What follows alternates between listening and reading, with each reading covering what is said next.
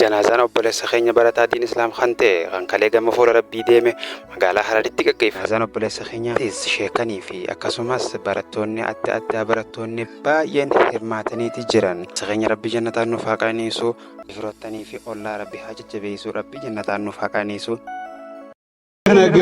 Bulesi keenya jimmat malate garuu Rabbiin turumaan osoo garaa haadha isaa keessa jiru asitti ishee keenya abbaa isaa abbaa lammaffaa ta'ee nama biratti illee barataa ture Sheebakrii nama nullee nuufillee fakkeenya jabaallee turani isaan biratti haala kanaan gaggeessaa bareedaa kan argachuun osoo biyya jiraate illee waan kana hunda argachuun isaatti walakkaa kana argachuun garuu kan argachuudhaaf wanni sababaa ta'e har'aan kana obboleessi keenya kun diin keessa jiraachuu isaati, qiraatii keessa jiraachuu isaati, ilmii keessa jiraachuu isaati.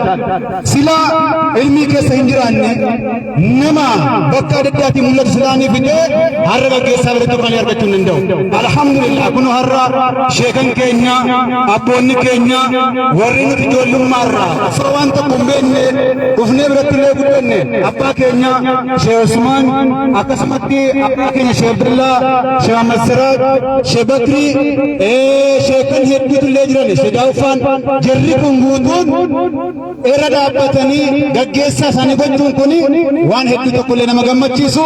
Kanaafuu obboleessi keenya jannata Rabbii haa gammachiisuun jaa akkasumatti gaa Sheikh keenya Sheikh Bakri illee hedduu tokko akka isaan rifatanii yaaddaanii illee gaddanii jiranu irraa mul'ata.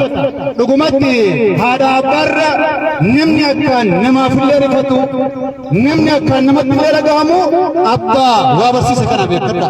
Kanaaf Sheikh Bakrii obsa bareedduu sabrii bareedduu Rabbi isaaniif illee haa kennu.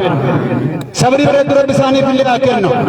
Akkasuma sheekan keenya abboota keenya isaan hundallee waa hundaanuu gizee rakkinaa gizee bal'oo sheenni keenya Sheikh Usmaan ni yaadattu amma durasi gaafa obboleessi keenya Sheikh Yusuf tokko baajaaji irraa sababa ta'eedu halkan rooba keessa sa'a 9 kahanii achirraa miilaan deemne magaalaa Hararaatti maja golaa bullee beekudhaan kan deemne wajjin.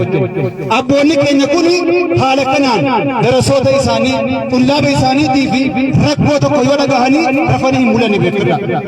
Rafanii hin bulani halkan kan utuu dhageenya taa'u jirru namni halkan nutti dawwalee isin kan du'a dhageessan akkamitti eessan jedhanii rooba jira fakkeenyaaf gaafa sana rooba keessa miilaan hanga magaalaa Jogolaa mana hakima Jogolaa deemanii halkanatti bullee irraa fudhatanii abbummaadhaan namni awwaalate isaanii beekudha.